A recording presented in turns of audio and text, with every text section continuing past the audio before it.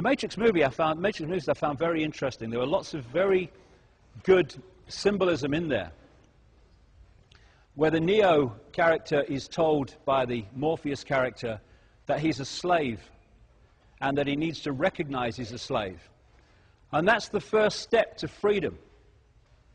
The first step to freedom within this gathering Orwellian world is to realize that we are in a gathering Orwellian world. Because once that realization comes, then we start to see the bars. We're no longer sitting in a cell without bars thinking we're free.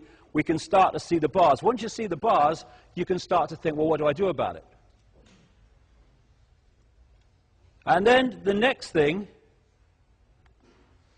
that we want to be free. That we don't want to be sheep anymore. That we want to take our minds back. That we want to have our own opinions and our own views, and not those that are bombarded at us daily through education and through the media and all the other sources of so-called information. And then there's the transformation, where you open your mind and break the spell that so many people are under, the hypnotic spell of seeing the world in a certain way. And when you realize, or you start to transform, you realize a staggering fact, which the cutting edge of science is now beginning even to identify, that this world we think is physical is an illusion. It's an illusion. There is no out there in terms of physical things that we perceive out there. What is out there are just frequency fields which we are decoding into a holographic reality, and our reality is a reality that we decode from frequency fields into apparently a physical world, but it's just a holographic illusion. And therefore, if you know that that's what we're doing, and the population have no idea that that's what they're doing, you are suddenly in an extraordinarily powerful place to manipulate how we perceive reality en masse. As Einstein said, reality is an illusion, albeit a persistent one. These physical bodies lock us in to a frequency range, a lens through which we perceive reality, which we call the physical world. In the same space that we're occupying are infinite other frequencies of reality, and we ourselves, in terms of consciousness, are infinite. But when we work through a physical body, that infinite consciousness that we are works through a tiny lens. I guess it's about experience, who knows? And when you start to identify that this body, this vehicle, this biological computer is who we are, you get locked in the 5 sense prison pretty damn fast. Once you realize you are consciousness having an experience through this physical body, your mind starts to open and see that we are infinite. All matter is merely energy condensed to a slow vibration. We're all one consciousness experiencing itself subjectively. There's no such thing as death. Life is just a dream, and we are the imagination of ourselves.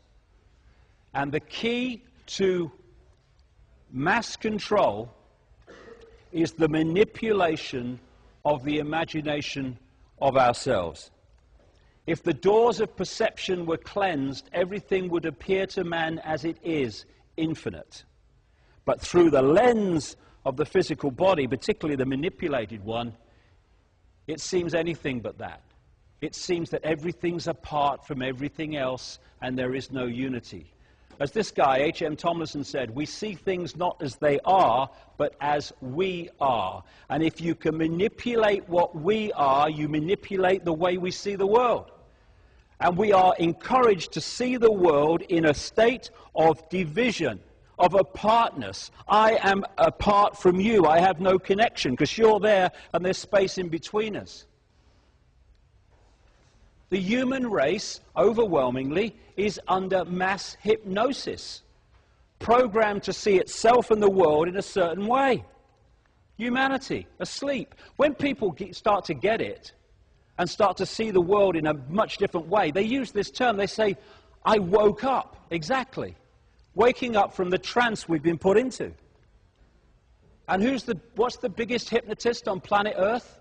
The box in the corner of the room, which is constantly telling us what to believe is real, what to believe is possible, what to believe is right, what to believe is wrong, what to believe is moral and immoral.